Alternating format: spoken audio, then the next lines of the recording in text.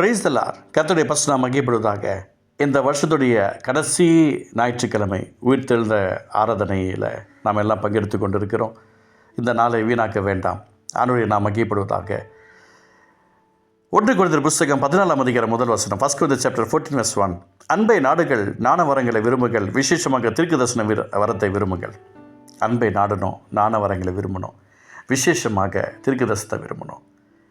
இன்றைக்கி எங்கேயாவது சாப்பிட போகும்போது எல்லாம் வச்சுருவாங்க. அதில் சிக்கன் பிரியாணியாக இருக்கும், இல்லை மட்டன் கிரேவி இருக்கும், இல்லை மட்டன் பிரியாணி இருக்கும், சிக்கன் கபாப் இருக்கும், சிக்கன் 65 இருக்கும், ப்ரான்ஸ் இருக்கும், இல்லை மற்ற ஃபிஷ் ஃப்ரைஸ் இருக்கும், இல்லை வேறு ஏதாவது உங்களுக்கு பிடிச்சது தான் இருக்கும். அதில் ஸ்பெஷலாக உங்களுக்கு இது வேணும்னு சொல்லி நினைப்பீங்க. எல்லாம் முடிச்சுடுவோம். கடைசியில் போய்ப்பாங்க அந்த ஐஸ்கிரீம் சாப்பிட்ணுன்னு நினைப்போம், இல்லைன்னா பாப்கார்ன் கொஞ்சம் சாப்பிட்ணுன்னு நினைப்போம். ஏதாவது ஒன்று நமக்கு வந்து ஒரு ஸ்பெஷல் இருக்கும். இது நல்லா இருக்கும், இதை சூஸ் பண்ணுங்கன்னு. இல்லை நமக்கு ஏதாவது பிடிச்சிச்சின்னா இதை ஃபாலோ பண்ண நினைப்போம். எனக்கு பிரியமானவர்களே, இந்த 2026 உள்ள நுழையத்துக்கு முன்பதாக நீங்கள் ஒரு கிஃப்டட் பர்சனாக இருக்குன்னு நான் விரும்புகிறேன். ஆவிக்குரிய வரங்கள் வல்லமைகள் உங்களுக்குள்ளே கிரியை செய்ய வேண்டும் என்பதை நான் விரும்புகிறேன். இந்த வரங்கள் வல்லமைகள் உடனே ஊழியக்காரர்களுக்கு மாத்திரமல்ல, எல்லோருக்கும் கர்த்தர் வைத்திருக்கிறார். பரிசுத்த ஆவியான ஒரு மனுஷனுக்குள்ளே வரும்போது வெறுமனே வரமாட்டார். வரங்களோடு தான் வருகிறார், வல்லமையோடு தான் வருகிறார், அபிஷேகோடு தான் வருகிறார். அவர் சும்மா வந்துட்டு வெறும் அனிபாஷை பேசுக்காக அல்ல. அந்த அன்பை நாடணும். இது எல்லாத்தையும் செய்யணும்னா நமக்குள்ள ஒரு அன்பு இருக்கணும், ஞான வரங்கள் இருக்கணும். ஆனால் விசேஷமாக தீர்க்க தரிசன வரம். எனக்கு பிரியமானவர்களே, தீர்க்க தரிசன வரம் என்பது சாதாரண விஷயம் கிடையாது. அதை அப்டேட் பண்ணிக்கிட்டே இருக்கணும். ஒரு வரம் ஒரு மனுஷனுக்குள்ளே கிரியை செய்யும்போது அது வரத்திற்காக அவங்க பிரயாசப்பட அதை அவர்கள் மெருகேற்ற ஆட்டோமேட்டிக்காக அவங்க பண்ணுவாங்க. இன்றைக்கி ஒரு பிள்ளை ட்ரா பண்ணுது அப்படின்னு சொன்னால் அந்த ஒரே நாளில் அது வந்துட்டு பெரிய டிராயிங் மாஸ்டர் ஆக மாட்டாங்க. அப்போ சின்னதாக வீட்டை வந்து பெயிண்ட் பண்ணுவாயிட்டே இருக்கும். கண்ட பேப்பரில் எழுதும், நிறைய பேப்பரில் எழுதி கிறுக்கி போடும். அந்த பிள்ளை நிறைய அடி வாங்கும், அந்த குழந்தை அடி வாங்கும், எல்லாம் பண்ணும். அதுக்கப்புறம் பார்த்திங்கன்னா ஃப்யூச்சரில் நல்லா ட்ரா பண்ணவங்களாக இருப்பாங்க. எனக்கு பிரியமானவர்களே, ஒரு தப்பு செஞ்சு கரெக்ஷன் பண்ணுறதுக்கு ஒரு காரியங்கள் இருக்குது. ஆனால் தீர்க்க தரிசன வரம் என்பது குருட்டாம்போக்கில் அடிக்கிற ஒரு விஷயம் கிடையாது. 10 வார்த்தையை பொய்யா வந்துட்டு ஒரு வார்த்தை உண்மையாக வர மாதிரி அப்படிலாம் கிடையாது. தீர்க்க தரிசன வார்த்தை என்றால் தீர்க்க தரிசன வார்த்தையாக தானே இருக்கும்.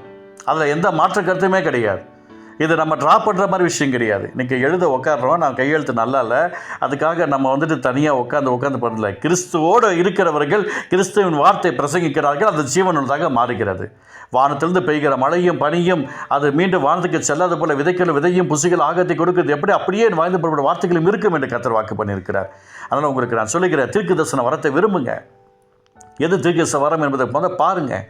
இன்றைக்கி ஆண்டவருடைய நாமத்தை மகிமைப்படுத்துங்க. அது ஒரு தரிசனமாக இல்லை வரமாக வல்லமையாக உங்களுக்குள்ளே கிரியை செய்ய தானே பாருங்கள்.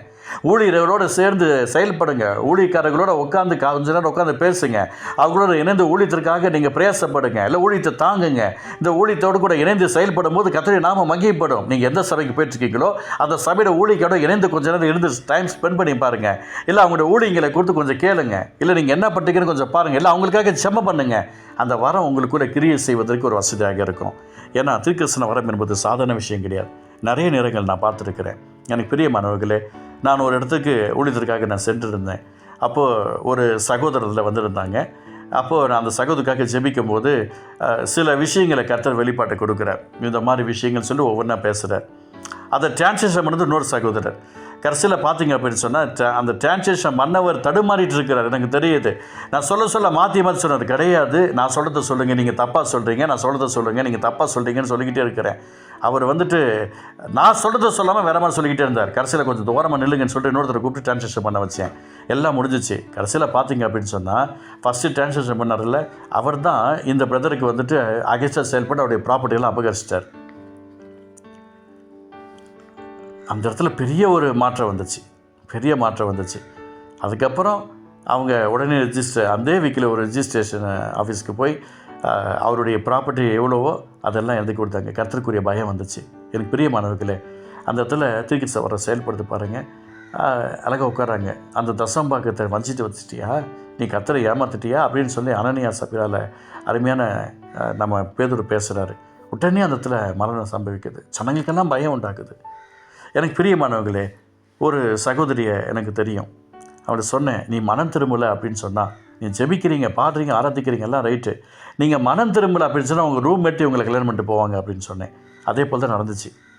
ஒருத்தவங்களை பார்த்து சொன்னேன் நான், இந்த பாருமா, நீ வந்துட்டு ஆண்டுடைய பிள்ளையாக இருக்கிற, உங்கள் அம்மா நல்ல ஆண்டுடைய அன்புக்காக ஏங்குற ஒரு மகளாக இருக்கிறாங்க, உன்னை கர்த்தருடைய பார்வைக்கிறாங்க நடத்திட்டு இருக்கிறாங்க, நீ மனம் திரும்பலை அப்படின்னு சொன்னால் நிச்சயமாக உன் லைஃப் ஸ்பாயில் ஆகிடும். இந்த பையனோட கூட சேராத, அவன் கூட போவாத, அவனை நேசிக்காத, நீ கர்த்தருடைய பிள்ளை மறந்துடு அப்படின்னு சொன்னால் எனக்கு தெரியும் இந்த ஆண்டவர் மன்னிக்கிறவர் அப்படின்னாங்க. நான் சொன்னேன், கர்த்தர் என்கிட்ட பேசினார், சொல்லு, இந்த பையன் இப்படியாப்பட்ட ரூட்டில் போகிற வழியில் இப்படியாப்பட்ட ஆக்சிடென்ட் ஆகி சாவான் என்று சொல்லு அப்படின்னாரு.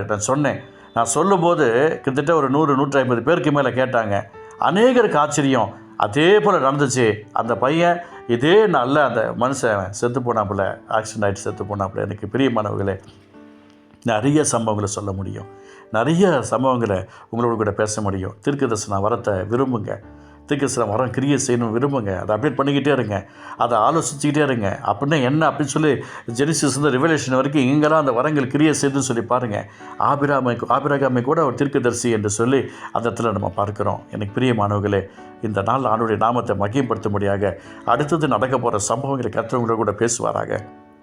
வருங்காரங்கள் இந்த கேளுங்கள், பிள்ளைகளை குறித்து என் கரங்களை குறித்து எனக்கு கட்டளையிடுங்கன்னு சொல்லி எஸ்ஏ 45:11 கர்த்தர் பேசியிருக்கிறார். அப்பா, இந்த வார்த்தையின் மூலமாக தீர்க்கதரிசன வரத்தை விரும்புங்கள்னு சொல்லியிருக்கிறீங்களே, இயேசுவி நாமத்தினுடைய பிள்ளைகளுக்கு இன்றைக்கி இந்த வரத்தை நான் சப்மிட் பண்ணுறேன். அவருடைய தலைகளில் இந்த அபிஷேகம் இறங்கி வரட்டும். இதை விரும்புகிறவர்களுக்கு அந்த வரங்கள், வல்லமைகள், கனிகள், அபிஷேகங்கள் செயல்படட்டும். இயேசுவி நாமத்தில் நம்முடைய பிள்ளைகள் ஆசீர்வாதமாக இருப்பார்களாக. இயேசு நல்ல பிதாவே, ஆமென், ஆமென்.